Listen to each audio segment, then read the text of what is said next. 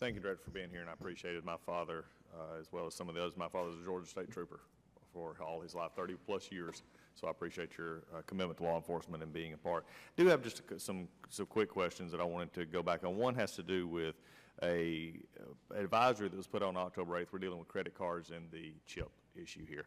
That was for consumer fraud, stated that new credit cards equipped with the microchip security technology are still vulnerable to identity theft, and that the use of PIN authentication in addition to a chip would be a more secure way to consumers transaction, be more simple signature verification.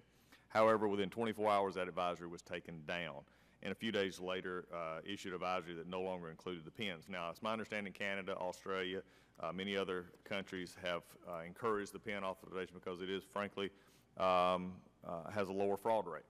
My question would be, is in light of that, does the FBI consider PIN as a more secure form of authentication over signature verification?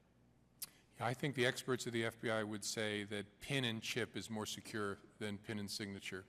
And the confusion there was our folks put out that public service announcement, and it was a miss on our part without focusing on the fact that most merchants in the United States don't have the capability to accommodate the PIN and chip. And so the worry was that's going to cause a whole lot of confusion when people start saying, where's the PIN and chip, when our equipment is set up in this country for PIN and signature. Okay, well, let's talk about that a second, because many of the places that I go to, you either swipe, they're older cards, you just swipe, like on a gas station, or you go into, I used to own a store, we had a swipe machine. Any of them that now have and many of those, even with a swipe machine, have a number for debit cards, which is already there for the PIN. I know now I've just broken into using the chip because my new cars have chips, so I slide them in. I'm still learning how to do this. But the keypad is right there above it. I'm not sure I follow your answer there that the technology is not available. If the keypad is right there to input a chip, input a number, why is the technology not available? Yeah, I don't know, and I'm not the world's smartest person on this, but what I've been told by my folks is it is available in some places, but it's not widely available in the United States.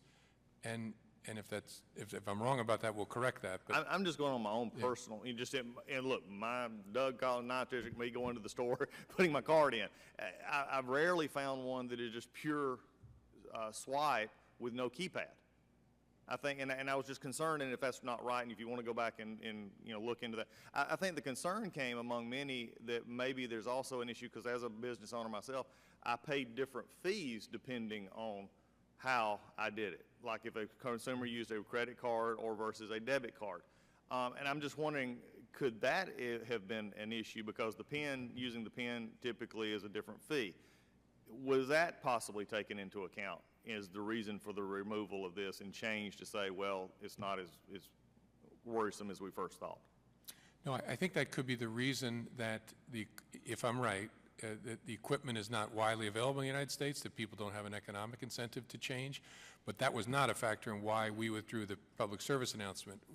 My understanding is we withdrew it because our worry was we're going to confuse a whole lot of people who are going to roll into places saying, where's the chip and PIN, and it isn't widely available. That's, as I understand it, that was the concern. Well, it is. It's like everything. There was a lot of times before debit card. I mean, I think the concern here is we deal in information security and everything else, is you're always trying to move toward the more secure atmosphere. That's my only concern. And by moving back on that, it seemed like, at least in my opinion, that we're saying, okay, there is a better way, but we're not going to encourage that. We're just going to let the status quo, so we're saying. So just a question. I do have a question. We hit ECBA earlier, the email privacy, which I have a great interest in. One was said is basically the 180-day distinction in current law is something that we've talked about. You said that you use a warrant in all cases. It doesn't matter. Would you say that 30, and there's been statements, 30 prosecutors, former judges all say that requiring law enforcement to obtain a warrant from a court does not prevent law enforcement from doing its job? Would you agree with that, especially in light of this issue? Yeah, I think by and large that's true. I think it poses unique challenges for our colleagues at the SEC, for example, investigating corporate fraud. But I think by and large for law enforcement, judges are available, and if we have the evidence, we can make the showing. So I think at a general level, sure. But in general, and also from your, high standards is the FBI. I've always considered high standards.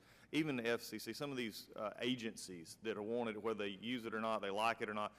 I think from a law enforcement standpoint, from a concern standpoint, from a warrant standpoint, this is something that they could use, that they could go through normal means in investigation. I think that's the concern that many of us have. There's time for other questions.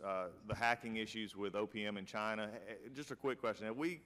From the FBI's perspective, we actually trace that and say, yes, for a fact that we confirm that Chinese hackers stole this data on the OPM? I have with high confidence a understanding of who did it. I'm not in a position to say it in an open forum.